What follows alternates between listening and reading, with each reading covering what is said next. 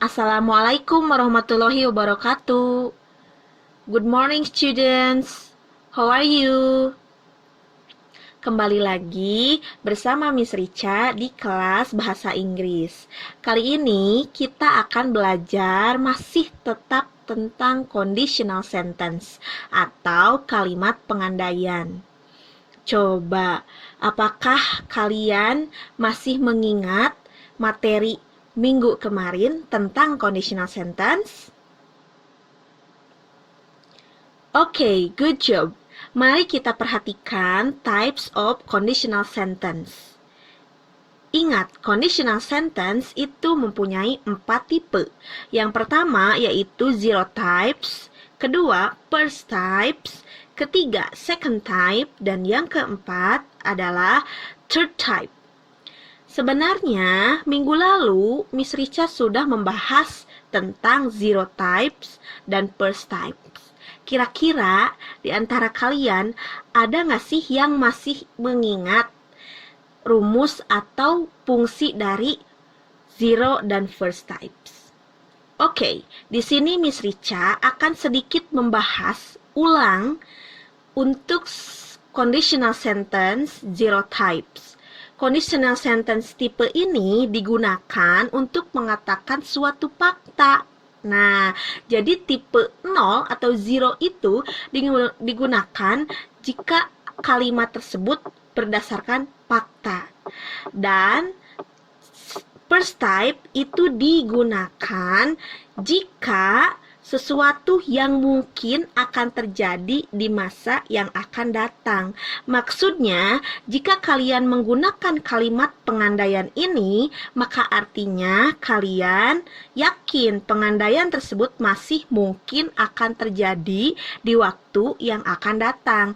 Jadi, sama dengan kamu planning. Oh, misalkan saya mau pergi ke rumah teman saya hari ini. Itu sudah pasti kamu akan datang ke rumah teman kamu. Itu untuk zero dan first type. Sekarang kita fokus di second types.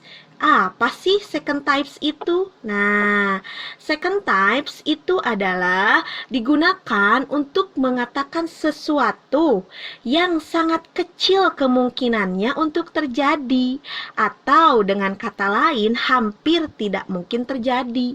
Jadi suatu andai-andai, suatu impian kamu yang kemungkinan terjadinya itu hanya beberapa persen gitu. Dan untuk conditional sentence type 3 itu digunakan untuk suatu kalimat andai-andai tentang sesuatu yang berlawanan dengan apa yang sudah terlanjur terjadi. Kalau bahasa kerennya sih itu kalimat penyesalan. Nah, jadi kalau kamu menyesal pada suatu kejadian yang sudah terjadi, itu biasanya menggunakan conditional type 3. Gitu, tipe ketiga ya. Kalau misalkan masih pusing nih Miss, aduh Miss saya masih pusing untuk membedakan, ini aja, kalau misalkan tipe 0 itu kemungkinannya itu 75%, tipe 1 itu kemungkinannya 50%, 50-50. Itu tipe kedua adalah 25%. Jadi kemungkinannya itu sangat kecil. Dan tipe ketiga itu hanya sebuah penyesalan yang tidak mungkin terjadi. Begitu kalau untuk kita bandingkan menggunakan persentase. Begitu ya. Oke, sekarang kita masuk ke tipe 2 atau second types of conditional sentence. Let's check this out. So, keep focus because this is grammar. Jadi tetap fokus untuk memperhatikan karena ini adalah pola rumus. Semangat. Oke. Welcome to second types. Tetap perhatikan penjelasan dari Miss Richa ya. Nah, untuk second types, kita bisa melihat rumus yaitu pertama, if lalu diikuti dengan simple past tense, dan terakhir diikuti dengan simple past future tense. Untuk simple past tense, sebenarnya kalian sudah belajar polanya di kelas 11, yaitu dengan ciri adanya verb kedua, atau untuk negatif adanya didn't. Ya, lalu simple past future tense itu adalah simple future tense yang dirubah will-nya menjadi would. Rumusnya tetap sama dengan future tense. Cuma yang membedakan adalah di sini yang tadinya will berubah jadi would. Ingat, Miss Richa sudah menyatakan will dan would di offering service. Jadi penggunaan will itu jika si kalimatnya dinyatakan sekarang, tapi would jika kalimatnya itu dinyatakan lampau. Oke, jadi intinya adalah ketika kamu mau menggunakan kalimat pengandaian, you have to focus on your formulate atau rumusnya. Sekarang Miss Richa akan contohkan untuk penggunaan conditional sentence di tipe kedua. Kalian bisa lihat di bawah di sini. If kita turunkan, lalu kita buat kalimat dengan pola simple past tense. I graduated from senior high school. I graduated from senior high school. Cirinya dari mana, Miss? Kalau itu adalah simple past, ada graduated. Nah, kalau verb satunya adalah graduate dan verb duanya adalah graduated. Miss Richa di sini menggunakan pola kalimat simple past tense dari yang positif. Kamu mau menggunakan negatif, silahkan, bebas. Yang penting adalah setelah if harus menggunakan past tense. Lalu setelah itu untuk kalimat selanjutnya adalah menggunakan simple past future. I would continue my study at university.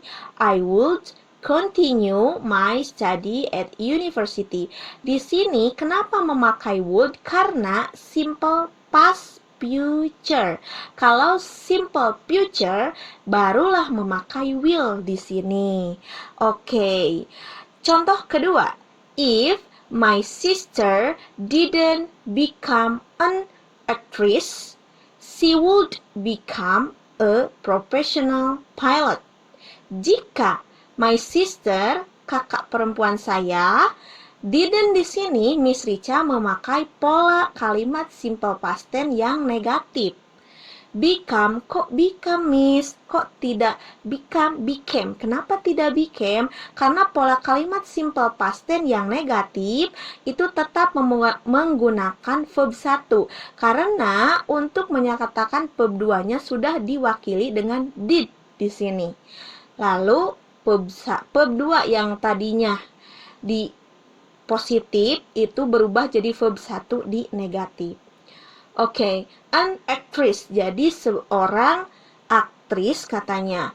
Lalu dia would become a professional pilot. Dia akan menjadi pilot profesional.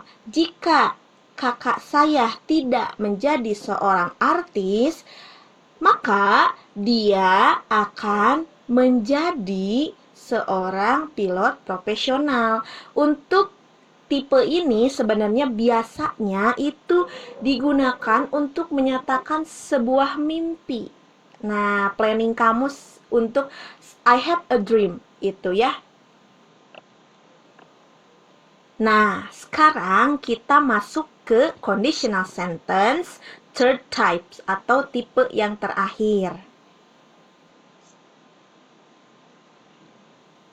Nah, sekarang kita lihat untuk third types atau tipe ketiga dari conditional sentence.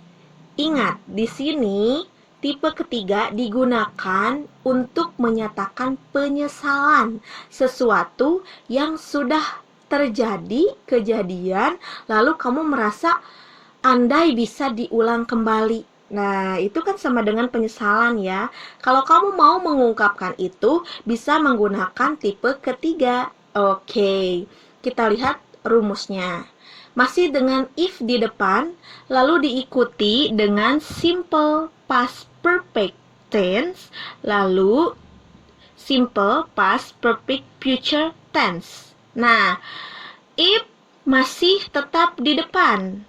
Lalu di sini ada rumus yaitu subject plus head plus verb 3 plus object and adverb. Miss, adverb I forget. What is it? Adverb itu adalah keterangan, baik itu keterangan waktu atau keterangan tempat. Itu di situasional, tergantung daripada kalimat yang akan kamu sampaikan di sana. Apakah kamu membutuhkan waktu, keterangan waktu atau tempat.